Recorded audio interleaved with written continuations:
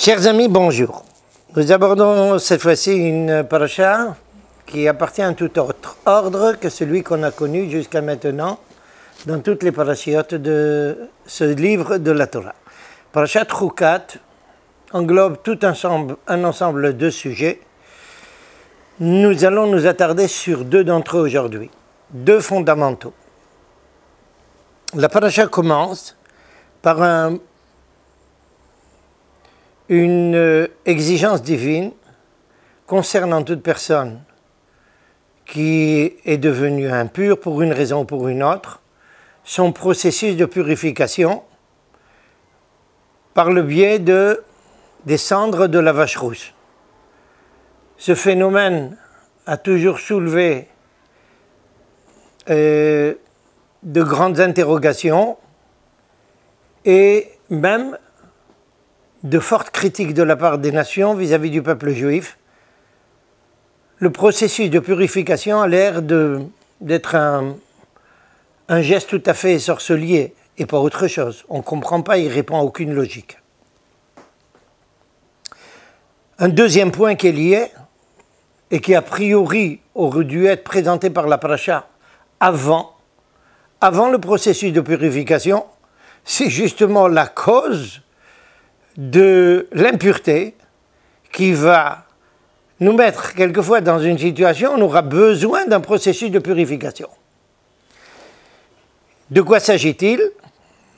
Un des cas les plus graves, les plus sérieux d'impureté dans la conception juive, quelqu'un qui a touché un mort ou quelqu'un qui a même résidé dans une pièce où se trouve un mort. Même sans le toucher, il est impur. Et il s'avère que cette impureté est l'impureté la plus sérieuse, la plus profonde dans la conception juive. Elle est appelée dans la halakha Avi Avot Atuma, le père des pères de la Touma, ça signifie la Touma la plus grave, la plus sérieuse. Commençons d'abord par le premier point. Le premier point qui, à mes yeux, est justement le second que la Torah présente.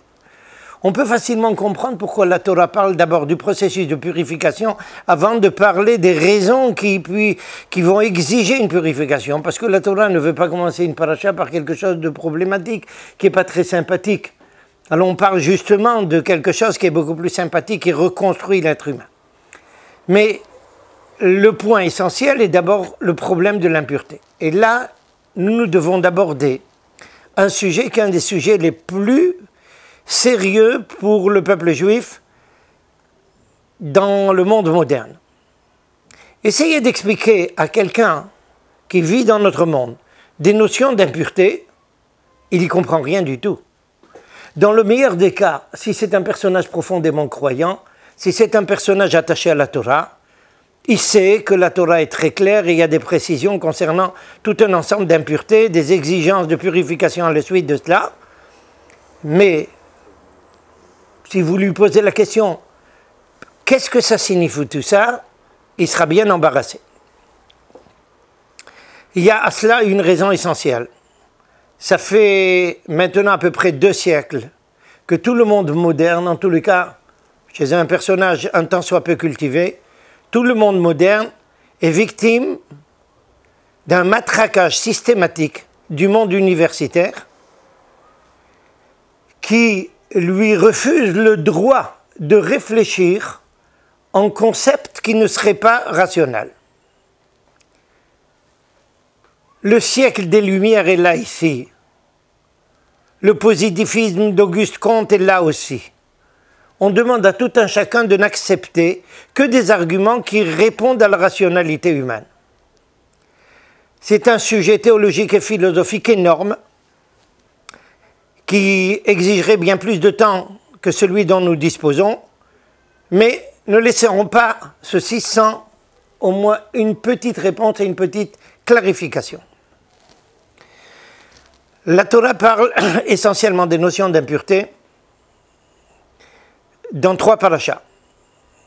L'impureté la plus grave, celle du mort, est celle dont on parle dans la paracha Chukat de notre semaine. On parle de notre catégorie d'impureté dans Parashat Metzora du Sefer Vayikra, Il s'agit d'impuretés de gens qui ont été frappés par la lèpre ou par certaines maladies vénériennes, etc., qui sont conséquentes de maladies qui sont psychopathologiques.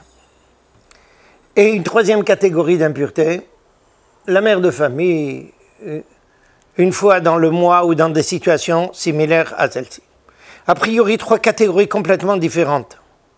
Mais quand on examine de près, pas du tout. Elles appartiennent au même concept.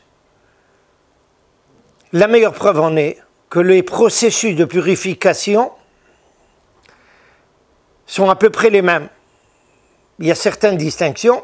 Il faut attendre, après avoir été impur, attendre un certain temps et ensuite aller se purifier dans un mikvé. Si le processus de purification est similaire, on est tenu de tirer comme conclusion que la problématique aussi fait partie de la même catégorie. On n'a même pas la même solution à des problèmes complètement différents. Que signifie cette notion d'impureté? Regardez un petit peu le point que nous avons soulevé il y a un instant, à savoir ce refus d'accepter quelque chose qui ne répond pas à la rationalité. Effectivement, l'impureté, on ne peut pas la voir ni en röntgen, ni dans une chambre à bulles, les gens passent en des meilleurs. Il s'agit de quelque chose de spirituel, ou au moins avec une dimension spirituelle particulière. Nous allons voir dans un instant qu'elle n'est pas que spirituelle, abstraite. Le peuple juif refuse de soumettre toute phénoménologie uniquement à la rationalité humaine. Pourquoi? Il y a des tas de choses dans notre monde qui ne répondent pas à la rationalité. Et heureusement, des sentiments. Ils répondent à quelque chose de bien plus profond, à tort ou à raison. Ça peut être un amour et c'est une bonne chose, ça peut être une haine, c'est une mauvaise chose. Mais ça répond à des catégories complètement différentes qui ne sont pas mesurables dans aucun contexte rationnel. J'oserais même appeler ça une insolence de la part du monde universitaire de vouloir tout traduire en concept de rationnel. C'est une absurdité parce que ce qui aurait été considéré comme irrationnel, très souvent aujourd'hui, s'avère comme rationnel. Si on avait essayé de dire à quelqu'un, il y a ne serait-ce que 50 ou 60 ans, qu'on peut parler ici à Haïfa et que vous nous écoutez au Canada, et vous aurez dit qu'on n'est pas tout à fait normaux. Et maintenant, c'est tout à fait... C'est un concept que nous vivons tous les jours et personne ne le niera. Conclusion, ces notions de rationalité, ces notions à étudier de près. Toujours est-il que dans la conception juive, il y a un refus de réduction de toute la vie juste à des notions rationnelles, parce que sinon, ça serait transformer toute notre existence en quelque chose de matériel. Tout le rationnel découle du matériel. Donc en conséquence, on ne peut pas se cantonner dans ce monde-là. Or, qu'est-ce que c'est les notions d'impureté? Ben, c'est très simple. Si on examine de près, il n'existe pas d'impureté qui n'est pas liée à une certaine perte de vie. Regardez l'exemple le plus frappant, c'est celui de notre paracha, un mort. Il y a ici une absence totale de vie, toute la vie a disparu. Vous me direz que ça concerne la personne qui est victime de cela? Non. Regardons bien qu'est-ce qui se passe chez le personnage qui vit justement cette disparition de vie. C'est un véritable traumatisme.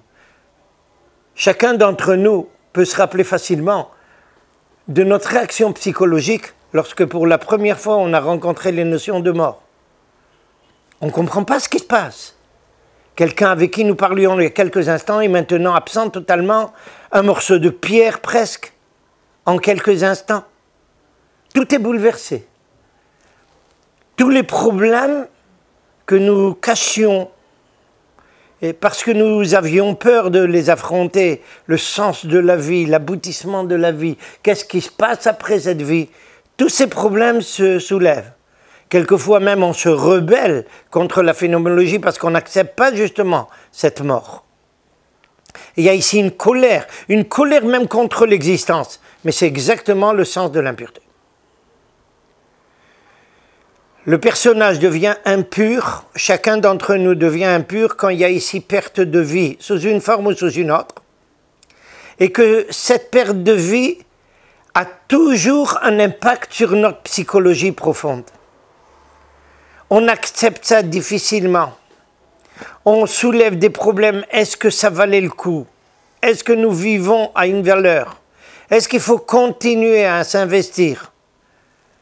Tout ceci, ce sont des problèmes qui se soulèvent une fois qu'on a rencontré quelque chose où il y avait une absence de vie que nous connaissions. C'est la même chose pour certaines maladies que nous avons citées. C'est la même chose pour une mère de famille, etc., qui sait parfaitement que justement dans ces moments où quelque chose qui aurait pu servir à la construction de la vie ne l'a pas servi, il y a ici une certaine colère, il y a ici une certaine nervosité, j'en passe et des meilleurs. C'est exactement l'impureté dans la conception juive. Quand on ne refuse de poursuivre la vie, de la construire, quand on se rebelle contre les difficultés, c'est ça l'impureté. Et ça, évidemment, c'est quelque chose qui se mesure sur le plan psychologique et évidemment sur le plan spirituel. Quand une personne, justement, n'a pas su surmonter toutes ces difficultés comme il le faut, elle a besoin d'un processus de purification. Autrement dit, de réinsérer dans sa personnalité cette volonté de construction et de vie qui est exactement l'inverse d'absence de vie.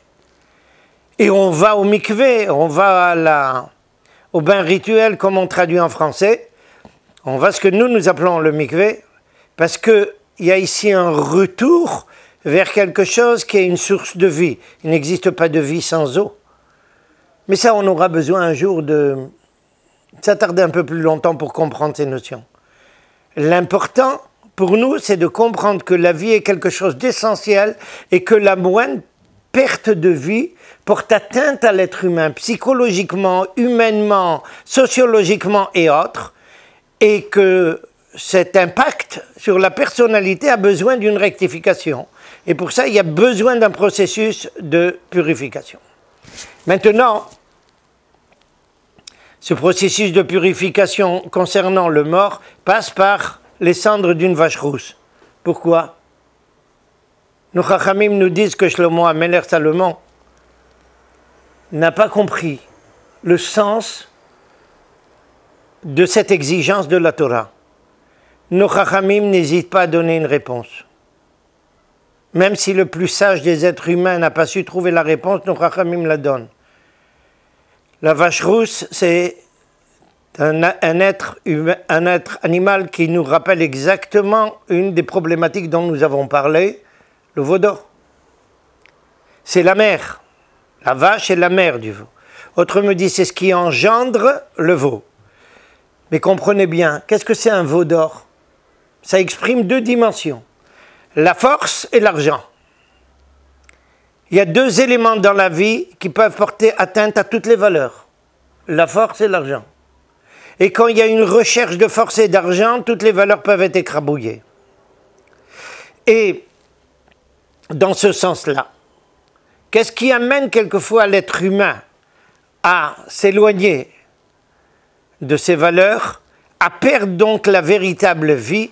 C'est justement le fait qu'il recherche une position forte, c'est ce que j'ai appelé la force, que ça soit socialement parlant, ou ça soit financièrement parlant, et qui le fait très souvent chuter, afin de pouvoir purifier quelqu'un, de l'amener dans une situation dans laquelle il recherchera toujours la vie au sens le plus profond du terme, c'est qu'il mette toujours de côté force et argent.